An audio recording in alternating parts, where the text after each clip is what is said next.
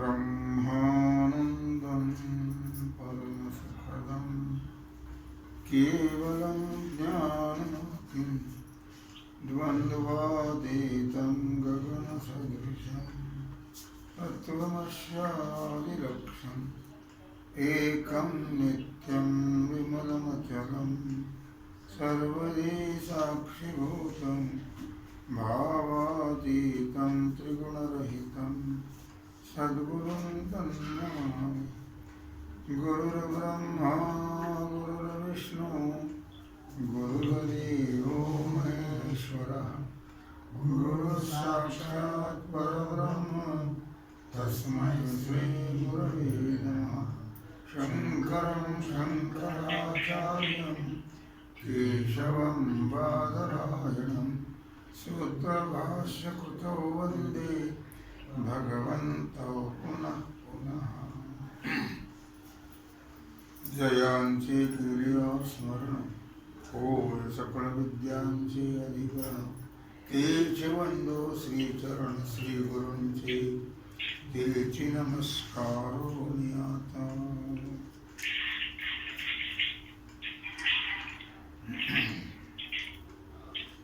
विचारसागर रहस्य तरंग पहिला पाठ क्रमांक 6 प्रयोजनाचा विचार। आतापर्यंत आपण अनुबंध चतुष्टयापैकी अधिकारी आणि विषय पाहिले, म्हणजे अधिकार्याचा आणि विषयाचा विचार केला। आता नंबर 3 अनुबंधातील प्रयोजन। प्रयोजन म्हणजे फल। आता फलाचा विचार करत आहोत। अशा आहे, कुठल्याही मनुष्याची फलाशिवाय कोणत्याही कर्मामध्ये प्रवृत्ती होत नाही। मनुष्य सहजच बोलून जातो, एवढे कष्ट करायचे मग त्यात काही फायदा आहे का? तसं वेदांत शास्त्रामध्ये एवढे प्रयत्न करायचे मग त्यात काही फल आहे का? एकानं विचारलं, उद्या सकाळी काल्याचं कीर्तन याल काय? त्यांनी सांगितलं लॉकडाऊन चालू आहे समोरचा म्हटलं, तरी पण भंडारा असेल तर येऊ। फलाची अपेक्षा करतो मनुष्य, त्याप्रमाणे एवढा वेदांत शास्त्राचा अभ्यास करायचा, मग त्याला काही फल आहे का? कारण प्रयोजन मनोदिश्यामि मंदोपि न प्रवर्तते, अर्थात फलाशिवाय मनुष्याची प्रवृत्ती इकडे होत नाही। म्हणून आपण आता फलाचा विचार करतो आहोत। आत्मस्वरूपाचं अज्ञान आणि त्या अज्ञानाचं कार्य जो प्रपंच, जन्म मरणाधिक दुःखाला कारण आहे। केवळ हा प्रपंचच जन्म मरणाचं दुःख त्याच्यामुळे भोगावं लागतं, आणि त्या दुःखालाच अनर्थ असं म्हणतात। या संसाराच्या दुःखाची अज्ञानासह वर्तमान निवृत्ती आणि परमानंद रूप जे ब्रह्म त्याची प्राप्ती, अशा स्वरूपाचा जो मोक्ष तो प्राप्त होणं, हे या ग्रंथाचं परम प्रयोजन म्हणजे फल आहे। कारण फलामध्ये 2 प्रकार आहेत, एक परमप्रयोजन आणि एक अवांतर प्रयोजन। साध्याला म्हणतात परमप्रयोजन आणि साधनाला म्हणतात अवांतर प्रयोजन। अर्थातच मग परमप्रयोजन मोक्षाला म्हटलेलं आहे, आणि त्या मोक्ष प्राप्तीचं साधन जे जो ब्रह्माऐक्य ज्ञान, ते हे प्राप्त होणं या ग्रंथाचं अवांतर प्रयोजन आहे। ब्रह्मज्ञान प्राप्त होणं अवांतर प्रयोजन आहे. सर्व दुःखाची निवृत्ती आणि परमानंदाची प्राप्ती ही प्रत्येक जीवमात्राला अपेक्षित आहे. बदलागी दुःख भावे ऐसे कोणी भाविना झिवे. प्रत्येकाला इच्छा आहे की मला सुख प्राप्त व्हावं, दुःख नको. मग सुख म्हणजेच परमात्म प्राप्ती, म्हणजेच परमानंदाची प्राप्ती. सुखरूप ऐसा तुझा कोणी सांगा, माझ्या पांडुरंगा सारी खातो. सर्व सुखाचे अगर बाप रखमा देवीवर. म्हणून मोक्षाला परम प्रयोजन असं म्हटलेलं आहे. मोक्ष मोक्ष म्हणजे परमात्म स्वरूपाची प्राप्ती. कारण जीवब्रह्मैक्य ज्ञान सर्व दुःख निवृत्ती आणि परमानंद प्राप्तीचं साधन आहे. दुःख निवृत्ती रूप आणि सुख प्राप्ती रूप नव्हे. अर्थातच ज्ञानाच्या साधनाने मोक्षरूप परम प्रयोजनाची प्राप्ती होते.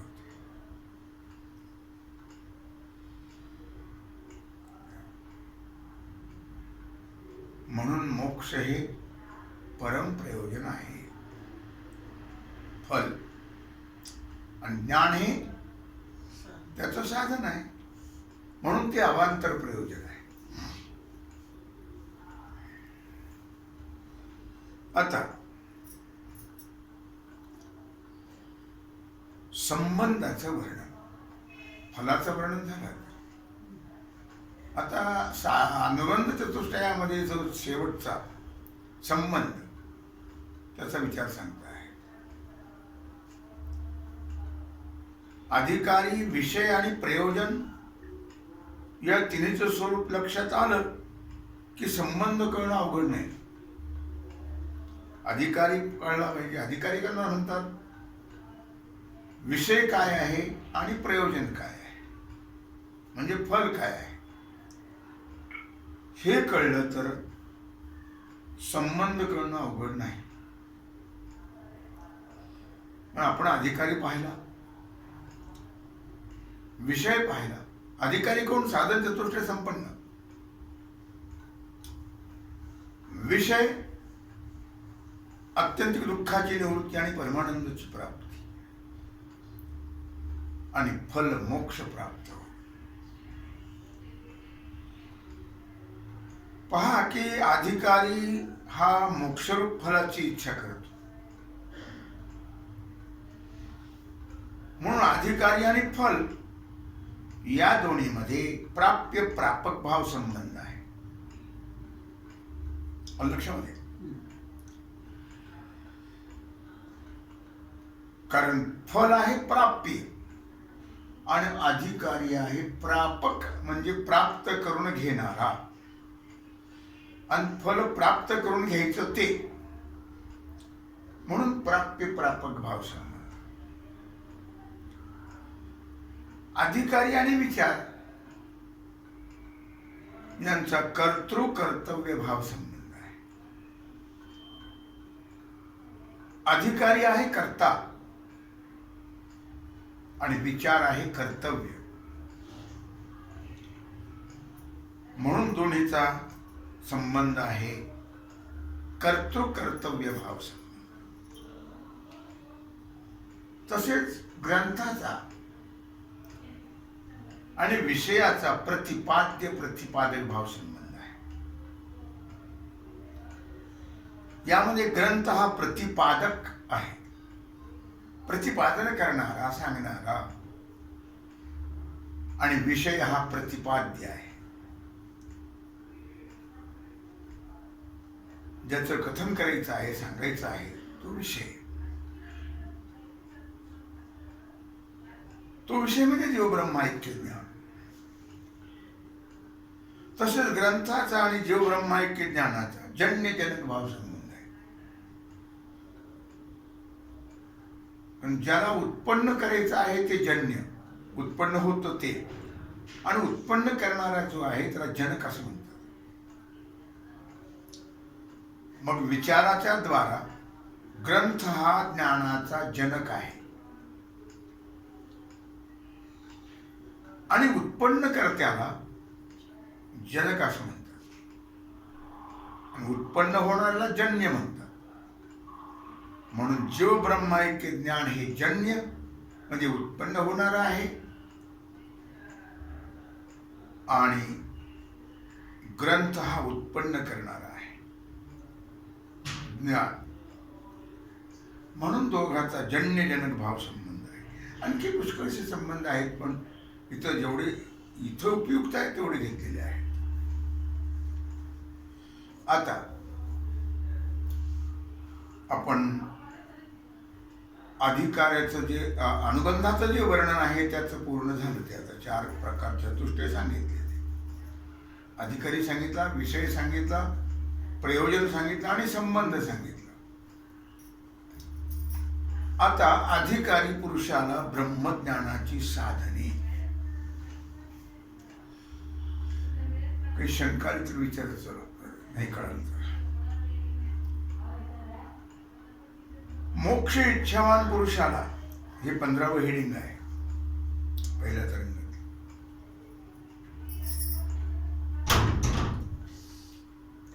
मोक्ष इच्छावान पुरुषाला विवेक, वैराग्य, समाधी षटक आणि मुमुक्षुत्व हे 4 साधने असतात. कळलं? मोक्ष इच्छा ज्याला आहे त्याच्या ठिकाणी 4 साधने असतात. विवेक, आत्मानात्म विवेक, वैराग्य,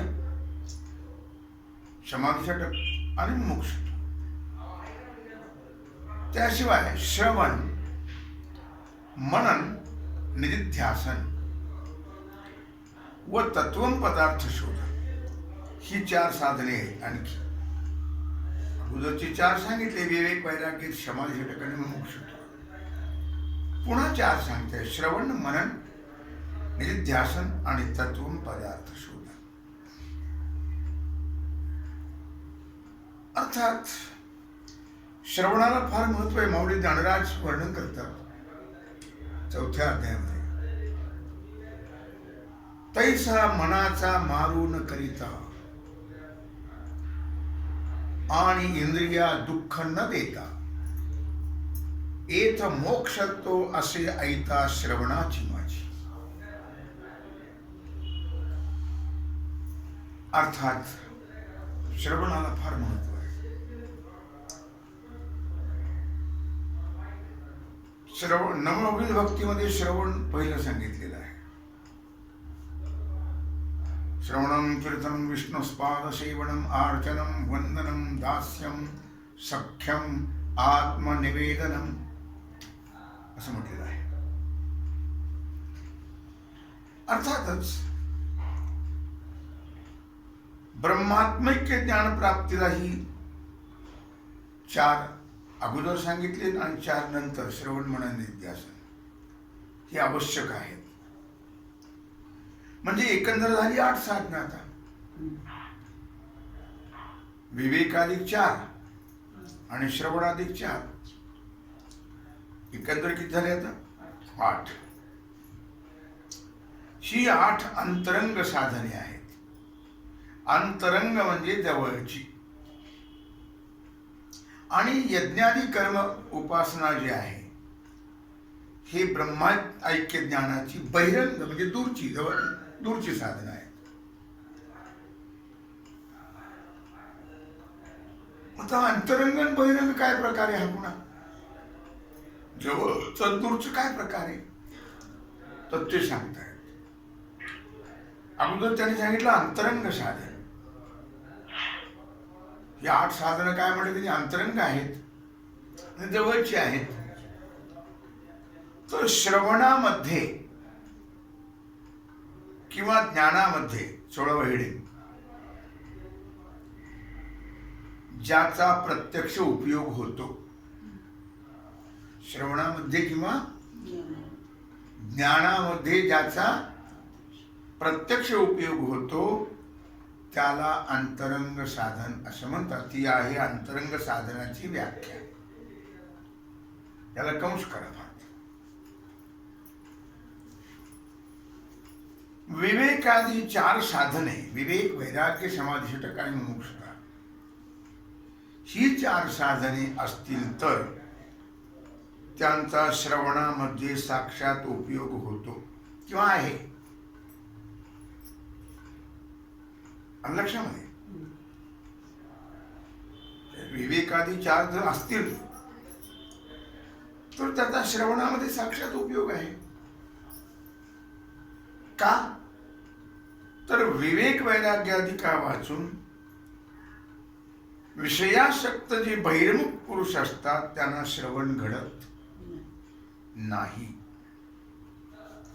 त्याच्याकरता विवेकच पाहिजे, वैराग्य पाहिजे, समाधीषट संपत्ती पाहिजे, म्हणजे मन इंद्रियावर कंट्रोल पाहिजे, श्रद्धा पाहिजे, उपरम पाहिजे, तितिक्षा, समाधान या गोष्टी पाहिजे. त्याशिवाय श्रवण घडत नाही. तर श्रवण मनन निध्यासनाचा ज्ञानोत्पत्तीमध्ये उपयोग आहे. अनुलक्षामध्ये श्रवण कोण करतो? अध्यात्मशास्त्र. त्याला कळलं तो, त्याच्या ठिकाणी विवेक आहे, आत्मा काय अनात्मा काय आहे हे त्याला कळलं. ज्याला त्याग आहे, त्यागी जीवन आहे, वैराग्य त्याच्या ठिकाणी, भोगाबद्दल त्याग त्याच्या ठिकाणी आहे. आणि त्याचप्रमाणे समाधी षटक आणि मोक्षाची तळमळ ही ज्याच्या ठिकाणी आहे अशानाच श्रवण घडते. ज्याच्या ठिकाणी विवेक नाही, वैराग्य नाही, समाधीषट संपत्ती नाही, श्रद्धा वगैरे नाही आहे, अशा विषयासक्त मनुष्याला म्हणजे बहिर्मुख मनुष्याला श्रवण घडत नाही. तसं श्रवण मनन निधिध्यासनाचा ज्ञान उत्पत्तीमध्ये उपयोग आहे. कारण श्रवणा वाचून ज्ञान होत नाही. श्रवण मनन निधिध्यासन याच्याशिवाय ज्ञान होत नाही. तसेच तत्वपदाचा यथार्थ अर्थ समजल्याशिवाय जीव आणि ब्रह्म यांचं अभेद ज्ञान होत नाही. काय तत्वम पदार्थ? आम्ही सुरुवातीला लक्ष्मण तात्याकडे पाठ घ्यायचो तेव्हा ते लहान असतात. तर मला असं वाटायचं तत्वम पदार्थ म्हणजे एखादा काहीतरी करंजी लाडू सारखं पदार्थ आहे काय. आणि जेव्हा मग ते लवकर कळायचंच नाही ते. मग ते तात्याने जेव्हा विश्लेषण करून सांगितलं तेव्हा मग ते लक्षात येऊ लागलं. अर्थात तत्वम पदाचा यथार्थ अर्थ कळल्याशिवाय जीव आणि ब्रह्म यांचं अभेद ज्ञान होत. तत्पद काय आहे, त्वमपद काय आहे, तत्पदाचा वाच्य काय आहे, त्वमपदाचा वाच्य काय आहे, तत्पदाचा लक्ष्य काय आणि त्वमपदाचं लक्ष्य काय, हे कळल्याशिवाय मनुष्य अभेद ज्ञान त्याला होत नाही. आणि श्रवणादिकांचा ज्ञान उत्पत्तीमध्ये प्रत्यक्ष उपयोग आहे. म्हणून श्रवणादिक ही जवळची म्हणजे अंतरंग साधने आहेत. आणि विवेकाधिक 4 साधने जे विवेक, वैराग्य, समाधी, षटक आणि मुमुक्षुत्व, ही 4 साधने साक्षात ज्ञान उत्पत्तीला हेतू नाहीत. म्हणून ती श्रवणादिकापेक्षा किंवा श्रवणादी 4 साधनापेक्षा ज्ञानोत्पत्तीच्या दृष्टीने बहिरंग झाली. आता दूरचे थोडेसे प्रत्यक्ष हे आहे श्रवणाने. श्रवणाने प्रत्यक्ष ज्ञान होतं ना, श्रवण म्हणून निधिध्यासनाने. पण यज्ञाधिकापेक्षा जवळचे आहे. यज्ञ यागाधिक उपासना वगैरे याच्यापेक्षा जवळची आणि श्रवणाधिकापेक्षा दूरचे. म्हणून ते झाले आता अंतरंग श्रवणाधिक आणि हे विवेकादी झाले बहिरंग. पण यज्ञ यागाधिक उपासनेपेक्षा जवळचे. हे अंतरंग ज्ञान पाहिलं आपण, अंतरंग साधन ज्ञानाची. आता बहिरंग ज्ञानाचे दूरचे साधन, बहिरंग म्हणजे दूरचे, त्याचं लक्षण सांगताय. ज्याच्या श्रवणाने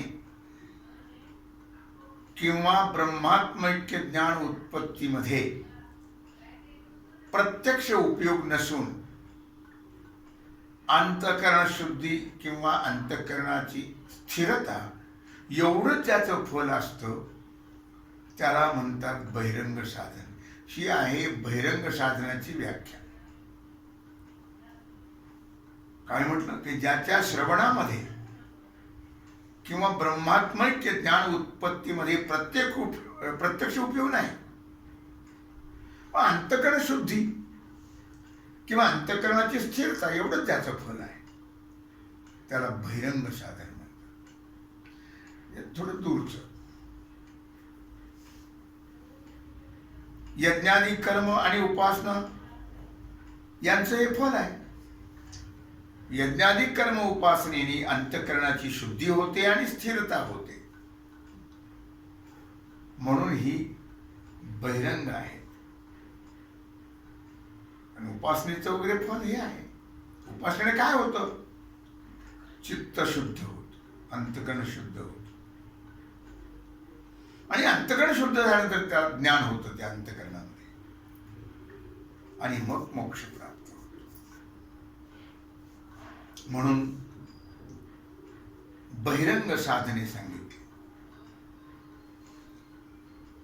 कोणती बहिरंग साधने? कर्म उपासना ज्ञान वगैरे किंवा यज्ञ आगादी कर्म उपासना यांनी अंतःकरण शुद्धी होती ना, बहिरंग सांगितले. शंका. अहो म्हटले यज्ञादी कर्मापासून तो स्वर्गाधिकांची प्राप्ती होते असं शास्त्रात वर्णन केले. का शतमक संपत्ती स्वर्गीची आहे. यावरून यज्ञादी कर्म ही संसार साधनेच आहेत. मग स्वर्ग तरी काय वेगळं आहे का? संसारच आहे. तिथेही विषय सुखच आहे. आणि अंतःकरण शुद्धीला ही साधने नाही आहेत. मग यांना ब्रह्मात्मैक्य ज्ञान प्राप्तीचं साधनत्व कसं काय? समाधान. लक्षामध्ये शंका. शंका कळली की समाधान कळत असते. मग शंका कळली शंका.